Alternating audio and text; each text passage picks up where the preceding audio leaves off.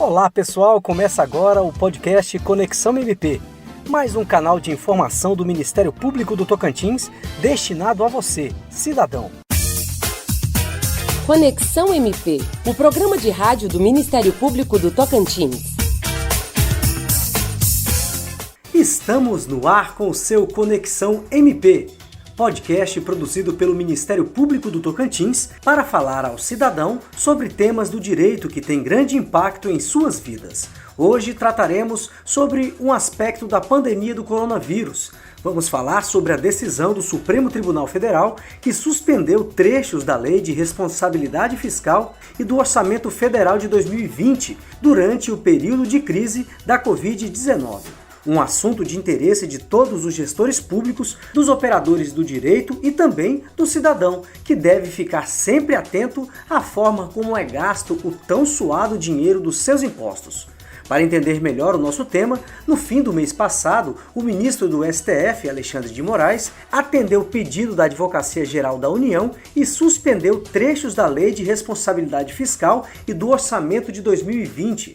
A decisão permite que o governo federal tenha maior liberdade para aplicar os recursos do Tesouro neste período de crise na saúde, já que estamos lidando com um grande problema, que não poderia ser previsto quando o governo elaborou sua lei orçamentária.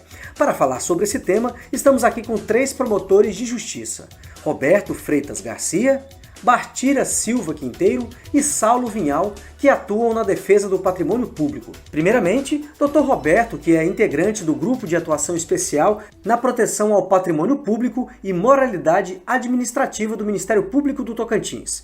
Gostaria de uma análise do senhor. A lei de responsabilidade é sagrada para os operadores do direito, já que ela revolucionou aspectos importantes do controle dos gastos públicos. Mas a decisão de suspender trechos dessa lei não gerou críticas. Foi uma decisão pensada do ministro Alexandre de Moraes? Olha, eu acredito que a decisão do ministro Alexandre de Moraes foi acertada. A Lei de Responsabilidade Fiscal, sem dúvida alguma, é um moderno sistema regulatório das finanças públicas, que é fundamentada em medidas de transparência, de programação orçamentária, controle e acompanhamento da execução da despesa pública em todos os entes federativos. Mas é importante dizer que esta própria lei, no artigo 65, dispensa a necessidade de observância a algumas de suas exigências, em caso de reconhecimento de estado de calamidade pública. Acontecimento extraordinário esse que foi devidamente reconhecido pelo Congresso Nacional através de um decreto legislativo. A pandemia do novo coronavírus é um acontecimento imprevisível, tem consequência gravíssima, provoca colapso no sistema de saúde de diversos países mundo afora, ceifando milhares de vidas, que é o caso dos Estados Unidos, França, Itália, Espanha, dentre outros. A adesão do ministro Alexandre de Moraes, em última análise, apenas dá cumprimento à Constituição Federal, pois protege a vida, a saúde e a subsistência dos brasileiros. Permite ao Brasil tomar medidas que se alinham às que vêm sendo empreendidas por importantes nações, consistente em estímulos fiscais e monetários, de manutenção sustentável e de socorro às empresas, medidas de reforço à rede de proteção social, gerando renda provisória aos trabalhadores mais vulneráveis, que perderam o emprego e ou tiveram salários reduzidos durante esse período tão dramático. O que o cidadão se pergunta é: isso abre mais espaço para corrupção e para decisões irresponsáveis, sem controle? Eu penso que a decisão do ministro não servirá de estímulo às práticas corruptas.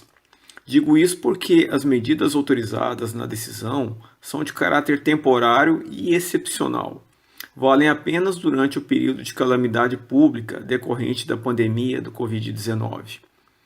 Tais medidas nada têm a ver com compras superfaturadas ou sem licitação, quando devida. É importante que o cidadão saiba que os órgãos de controle, tais como o Ministério Público, o Tribunal de Contas e Controladoria Gerais, continuarão exercendo normalmente seu papel fiscalizador, a fim de que o dinheiro do contribuinte tenha correta destinação conforme a lei. O pedido para suspensão dos artigos da Lei de Responsabilidade Fiscal foi feito pelo governo federal, mas a medida se estende também para os estados e municípios. Seria isso mesmo, Dr. Saulo Vinhal? A princípio, a decisão pode sim ser estendida a estados e municípios por questão de simetria constitucional. No caso, enquanto perdurar o estado de calamidade pública, a União e os demais entes federativos estariam autorizados a criar e expandir programas para enfrentamento da pandemia, sem necessidade de demonstrar a adequação orçamentária. O próprio ministro Alexandre de Moraes destacou que a medida cautelar se aplica a todos os estados e municípios que tenham decretado estado de calamidade pública, nos termos legais. Segundo a Lei de Responsabilidade Fiscal, a ocorrência do estado de calamidade pública depende do reconhecimento do Congresso Nacional no plano federal e do reconhecimento das assembleias legislativas nos planos estadual e municipal. A União e o estado do Tocantins, assim como o município de Palmas, já tiveram os seus decretos aprovados pelo legislador. Entretanto, em relação aos demais municípios tocantinenses, os deputados estaduais determinaram a realização de diligências. Por ora, os municípios do interior do estado do Tocantins não poderão se beneficiar do afrouxamento dos gastos orçamentários. E essa decisão do Supremo de suspender trechos da LRF passou a valer de imediato? A decisão vale sim de imediato nos casos em que o legislador já houver aprovado o estado de calamidade pública decretado pelo Executivo. Normalmente, a medida cautelar em ação direta de inconstitucionalidade deve ser concedida por maioria absoluta dos membros do tribunal. Todavia, nos casos de extrema urgência ou perigo de lesão grave ou mesmo de recesso, o ministro relator pode conceder a medida cautelar por meio de decisão liminar monocrática. Nessa hipótese, a decisão liminar precisa ser referendada em plenário pela maioria absoluta dos ministros. Enquanto o julgamento colegiado não ocorrer, os efeitos da medida cautelar concedida pelo ministro Alexandre de Moraes continuam a valer. Cabe ressaltar que a Assembleia Legislativa do Estado do Tocantins ainda não aprovou os decretos municipais de calamidade pública dos municípios do interior. Atualmente, apenas o Estado do Tocantins e o município de Palmas podem se beneficiar do afrouxamento dos gastos orçamentários. Agora a palavra da promotora de justiça Bartira Quinteiro. Doutora, a liminar é bem fundamentada ou tem grandes chances de ser suspensa pelo conjunto de ministros do STF? Diante da excepcionalidade do estado de calamidade pública desencadeado pela pandemia, o ministro Moraes afastou a exigência da demonstração de adequação, que é a estimativa prévia de receita na lei orçamentária e de compensação orçamentária. Vale ressaltar que a medida cautelar se aplica a todos os entes federativos e que essa decisão deverá ser referendada pelo plenário da Suprema Corte, tendo em vista que o artigo 65 da Lei de Responsabilidade Fiscal já dispensa os entes federativos do atingimento dos resultados fiscais projetados durante a ocorrência de calamidades públicas reconhecida pelo Congresso Nacional. E diante da necessidade das autoridades brasileiras agirem de forma efetiva, célere, sem burocracias, para combater as emergências causadas pela pandemia do Covid-19. Dentro ainda desse contexto, o Congresso Nacional aprovou no fim do último mês a Lei Federal 13.979, que dispõe sobre medidas de enfrentamento de saúde, dentre as quais se destaca a criação da dispensa de licitação para aquisição de bens e serviços. Porém, esse mesmo dispositivo adverte acerca de exigências quanto à transparência. Quais são os cuidados que entes públicos devem ter diante disso, doutora? Importante é ressaltar que a dispensa de licitação não dispensa de forma alguma a transparência. Ao contrário, a lei prevê que a transparência deve ser feita através da divulgação das contratações e aquisições de forma imediata, por sítio oficial específico na rede mundial de computadores, ou seja, O gestor público, sempre que fizer uma contratação, deverá publicar esse contrato com todas as suas características na internet, em um sítio específico que descreva as medidas adotadas ao combate ao coronavírus naquele determinado município. O gestor ainda deve se atentar que a dispensa à licitação é temporária e aplicável apenas enquanto perdurar a emergência de saúde pública.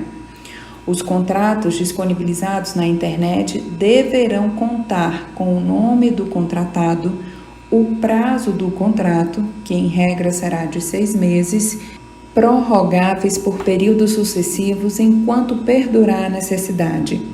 Deve também ser divulgado o valor, que deve guardar a proporção estimativa de preço por meio de, no mínimo, um dos parâmetros que estão previstos no artigo 4º, parágrafo 1º, inciso 6, tais como o portal de compras do governo federal, pesquisa publicada em mídia especializada, sítios eletrônicos especializados ou de domínio amplo, contratações similares de outros entes públicos, pesquisa realizada com potenciais fornecedores. A transparência na contratação possibilitará que o gestor público obtenha referência para comparação das compras realizadas por outros gestores expostos à mesma situação, de forma a prevenir o incremento desenfreado de preços dos insumos, preservando assim o orçamento público num período em que a preocupação maior deve ser de salvar as vidas humanas. Dr. Saulo, para encerrar, como a população pode cobrar essa transparência e como denunciar quando percebe que houve algum abuso por parte do gestor público? A transparência na destinação dos recursos é dever dos gestores. A sociedade civil, o Conselho Municipal de Saúde e os veículos de imprensa podem obter informações sobre o enfrentamento da pandemia nos portais eletrônicos e nos diários oficiais dos municípios ou mesmo mediante requerimento. Eventuais denúncias podem ser encaminhadas aos órgãos de controle, notadamente o Ministério Público e o Tribunal de Contas do Estado. Agradecemos os promotores de justiça Bartira Quinteiro, Roberto Freitas Garcia e Saulo Vinhal pela participação no Conexão MP. Nos despedimos aqui informando que o Ministério Público do Tocantins continua fazendo sua parte no enfrentamento da Covid-19. A orientação é manter o isolamento social indicado pela Organização Mundial de Saúde e pelo Ministério da Saúde. Precisou do Ministério Público? Ligue 0800 645 5055. 0800 645 5055. Até a próxima! Termina aqui mais uma edição do Conexão MP.